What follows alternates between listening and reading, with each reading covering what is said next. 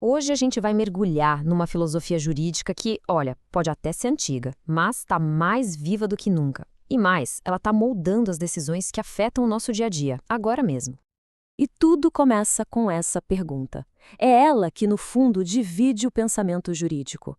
A lei é um livro de regras, preto no branco? Ou é uma caixa de ferramentas? A resposta, bom, a resposta muda tudo. Há mais de um século, surgiu uma ideia revolucionária, o pragmatismo jurídico. E o princípio era o seguinte: a lei não deve ser julgada pela sua teoria, pela sua beleza no papel, mas sim pelos resultados que ela produz no mundo real. Simples assim. E essa sementinha, essa ideia, cresceu. Virou uma árvore, sabe? Com galhos que hoje se estendem por quase tudo. Nossos tribunais, a economia, a tecnologia que usamos. Então tá, vamos mergulhar nisso? O primeiro grande legado do pragmatismo foi um verdadeiro soco no estômago da tradição. Foi um desafio direto à ideia de que a lei podia ser, de alguma forma, perfeitamente neutra e objetiva. É que antes, a teoria dominante era o positivismo jurídico. A ideia era que o direito era uma ciência exata, quase uma máquina. Você colocava um problema de um lado e saía a resposta certa do outro, totalmente livre de qualquer viés humano. Aí chegaram os pragmatistas e disseram: peraí, isso é impossível. Para eles, os valores humanos não são um defeito que a gente precisa tirar do direito. Pelo contrário, eles são uma parte inevitável, inerente a todo o processo. E o fascinante aqui é como isso muda o papel do juiz, né? Ele deixa de ser um mero aplicador de regras, um robô, e passa a ser visto como alguém que faz escolhas. E essas escolhas são, claro, guiadas por valores. O pragmatismo, no fim, força a gente a admitir que existe política dentro do direito. E se existe, o melhor a fazer é debater isso abertamente. E esse debate, que parece antigo, é absurdamente relevante hoje. Pense, por exemplo, na ideia de que um algoritmo usado para tomar decisões judiciais é neutro só porque é uma máquina. Um pragmatista moderno olharia para isso e diria: claro que não. O algoritmo foi desenhado por pessoas, com valores, com objetivos.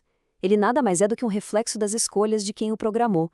Ou seja, a tecnologia é tão política quanto qualquer decisão humana. Certo. Se o direito não é neutro, como um juiz deveria decidir?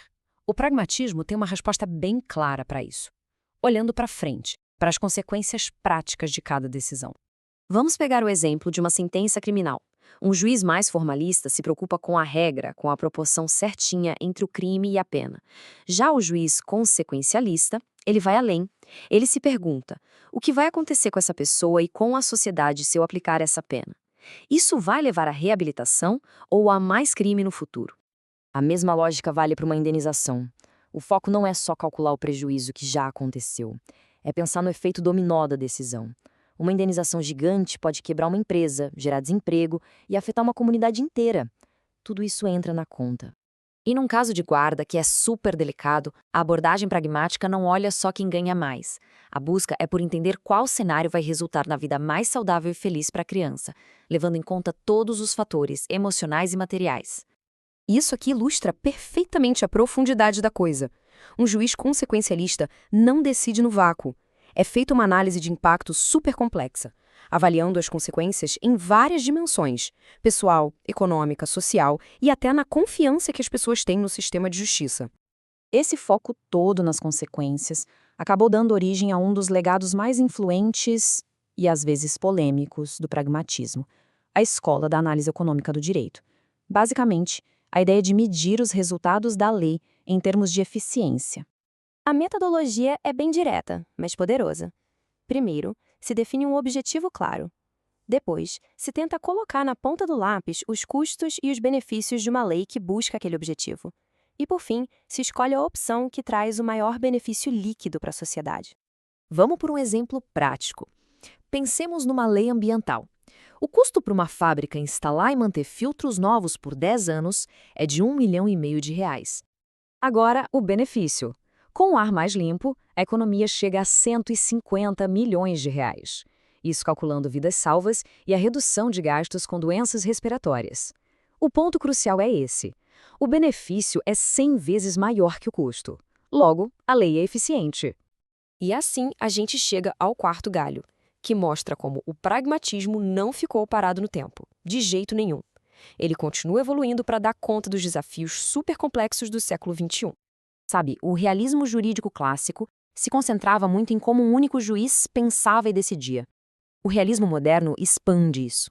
O foco agora é entender como os sistemas inteiros funcionam e se conectam, desde a criação da lei lá no Congresso até a sua aplicação por um algoritmo. E essa visão mais ampla, mais sistêmica e adaptável é fundamental para a gente lidar com os problemas mais urgentes de hoje, coisas que nem existiam na época dos primeiros pragmatistas.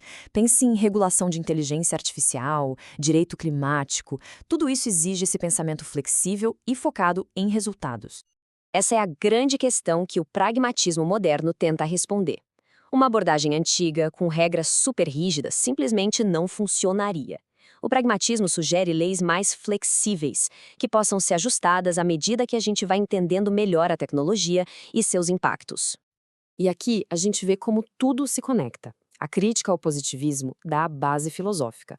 O consequencialismo oferece um método para decidir. A análise econômica do direito dá as ferramentas. E o realismo moderno pega tudo isso e aplica nos problemas de hoje. É um sistema completo e muito poderoso. E a reflexão que fica é essa. No mundo que muda cada vez mais rápido, a necessidade de um direito focado em resultados práticos e não só em teorias abstratas, talvez seja a lição mais importante e mais atual do pragmatismo.